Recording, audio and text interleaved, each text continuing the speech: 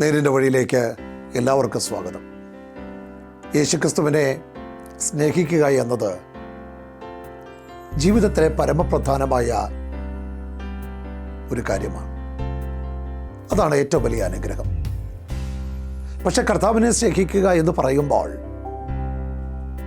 അതൊരു നിസ്സാരമായ കാര്യമായി ആരും കാണരുത്. നമുക്കുള്ളതെല്ലാം കർത്താവിന് വേണ്ടി സമർപ്പിച്ച് മാത്രമേ ജീവിക്കാനാവൂ. വളരെ വിലപിടിപ്പുള്ള ഒരു മുത്ത് വാങ്ങുവാൻ ശ്രമിക്കുന്ന ഒരു മനുഷ്യനെ പോലെയാണ് യേശുക്രിസ്തുവിനെ പിൻപറ്റുവാൻ സമർപ്പിക്കപ്പെടുക എന്ന് പറഞ്ഞത്. ഒരിക്കലൊരു മനുഷ്യൻ വളരെ വിലപിടിപ്പുള്ള ഒരു മുത്ത് കാണുവാനിടയാണ്. അത് വാങ്ങാനുള്ള കൊതിയിൽ ആ കച്ചവടക്കാരൻ്റെ അടുക്കൽ ചെന്നിട്ട് ചോദിച്ചു, ഈ മുത്തിൻ്റെ വില എത്രയാണ്? കച്ചവടക്കാരൻ പറഞ്ഞു, ഇത് വളരെ വിലയേറിയതാണ്, ഇതിനൊരുപാട് പണം ആവശ്യമാണ്, അത്രയും പണമുണ്ടെങ്കിൽ നിനക്കത് വാങ്ങാം. ഈ മനുഷ്യൻ വീണ്ടും ചോദിച്ചു, എങ്കിലും അതിൻ്റെ പണം, അതിൻ്റെ വില അങ്ങ് പറയണം. ആ മനുഷ്യൻ പറഞ്ഞു, ഇതിന് 10,000 കണക്കിന് ഡോളർ ആവശ്യമാണ്, അതിനുള്ള പണം നിന്റെ കയ്യിലുണ്ടോ? ഈ കച്ചവടക്കാരൻ്റെ വാക്കുകൾ കേട്ടപ്പോൾ ആ മനുഷ്യൻ പറഞ്ഞു, എൻ്റെ ബാങ്കിൽ ഒരു 10,000 ഡോളറെങ്കിലും ഉണ്ടാകും. കച്ചവടക്കാരൻ പറഞ്ഞു, ആ 10,000 ഡോളർ മാത്രമേ ഉള്ളൂ? തൻ്റെ പോക്കറ്റിൽ അദ്ദേഹം പരിധി നോക്കിയപ്പോൾ ചില നോട്ടുകൾ അദ്ദേഹത്തിൻ്റെ പോക്കറ്റിൽ നിന്ന് അദ്ദേഹത്തിന് ലഭിച്ചു. അത് മുഴുവനും എടുത്തു കൊടുത്തിട്ട് ആ കച്ചവടക്കാരനോട് ചോദിച്ചു, ആ മുത്ത് എനിക്ക് തരാമോ? കച്ചവടക്കാരൻ പറഞ്ഞു, ഈ പണമല്ലാതെ നിന്റെ കയ്യിൽ പിന്നീട് എന്താ നിനക്കുള്ളത്? ആ മനുഷ്യൻ പറഞ്ഞു, ഞാൻ പാർക്കുന്ന ഒരു കൊച്ചു വീട് എനിക്കുണ്ട്. കച്ചവടക്കാരൻ പറഞ്ഞു, അങ്ങനെയാണെങ്കിൽ ആ വീടും തന്നാൽ ഞാൻ നോക്കാം. അദ്ദേഹത്തിൻ്റെ വീടും ആ മുത്തിനു വേണ്ടി കൊടുക്കുവാൻ ആ മനുഷ്യൻ തയ്യാറായി. പക്ഷേ ആ മുത്തിൻ്റെ വില ആ വീടിനേക്കാൾ വലുതാണ്. കച്ചവടക്കാരൻ ചോദിച്ചു, ഇനി നിനക്ക് എന്താണുള്ളത്? അദ്ദേഹം പറഞ്ഞു, എനിക്ക് ഉറങ്ങുവാൻ ഇനി ആകെ ഞാൻ ഉപയോഗിക്കുന്ന കാറ് മാത്രമേ ഉള്ളൂ.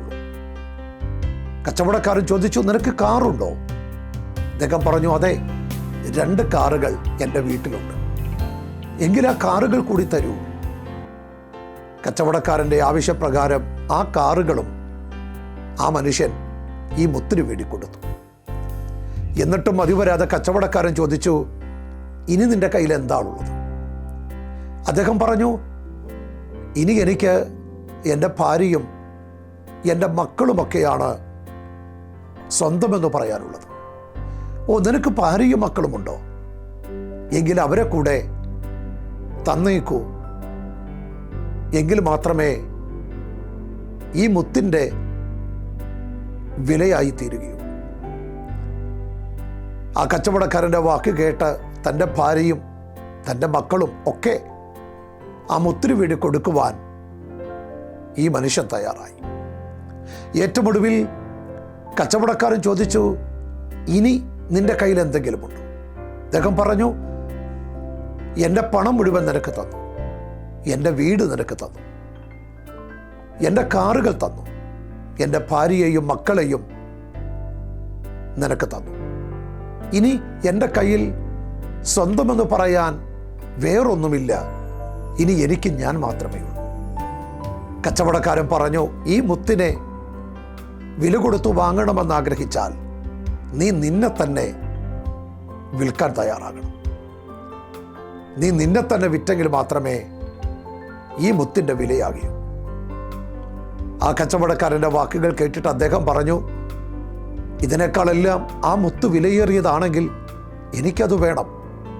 എന്നെ തന്നെ വിൽക്കാൻ ഞാൻ തയ്യാറാണ്. കച്ചവടക്കാരൻ്റെ കൈകളിലേക്ക് എല്ലാം എത്തിക്കഴിഞ്ഞപ്പോൾ ആ മനുഷ്യൻ പറഞ്ഞു,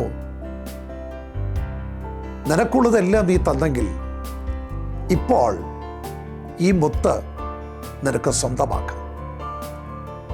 കാരണം വീടിനേക്കാളും പണത്തെക്കാളും കുടുംബത്തെക്കാളും മക്കളെക്കാളും നിന്റെ കാറിനേക്കാളും നിന്നെക്കാളും വലുത് ഈ മുത്താണ്.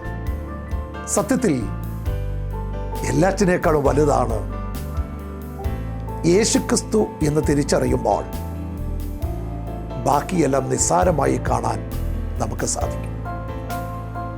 ഏറ്റവും വിലയേറിയത് നമ്മുടെ പണമല്ല, സമ്പത്തല്ല, ആരോഗ്യമല്ല, ഈ ലോകത്തിലെ ഭൗതികമായ നേട്ടങ്ങളൊന്നുമല്ല, നമ്മുടെ കുടുംബങ്ങളല്ല, നമ്മളല്ല.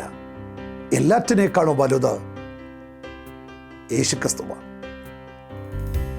ആ തിരിച്ചറിവ് നമ്മുടെ അകത്ത് വന്നാൽ എല്ലാം, ഈ ലോകത്തിൽ കാണുന്നതെല്ലാം എത്ര വിലയേറിയതെന്ന് നാം പറഞ്ഞാലും അതെല്ലാം നിസ്സാരമായി കാണാൻ നമുക്ക് സാധിക്കും. അങ്ങനെ ഒരു കാഴ്ചപ്പാട് നമ്മുടെ അകത്തുണ്ടാകട്ടെ. എല്ലാറ്റിനേക്കാളും വലുത് യേശുക്രിസ്തുവാണ് എന്നൊരു കാഴ്ചപ്പാട്.